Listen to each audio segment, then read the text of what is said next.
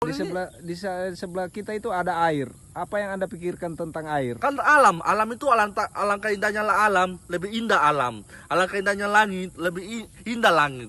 Tiada hari tanpa berjuang, tiada hari tanpa bersedekah gitu loh. Dan air itu adalah sumber mata air kita. Dan mata kita keluar air.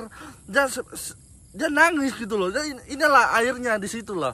Dan dia kadang-kadang kelihatan mata airnya tuh bulat gitu loh. Bulatnya dikerok gitu loh. Karena ini bumi ini terputar ke Eropa, Timur Barat. Dia pagi kadang terbenang, ya kan? Karena dia bertumbuh sebagai kangkung, sayur-sayuran, capcay, ayang-ayang kampung, ya kan? Jadi kalau kita lihat ini, pohon ini sangat butuh air ya? Butuh air dong, kan nggak boleh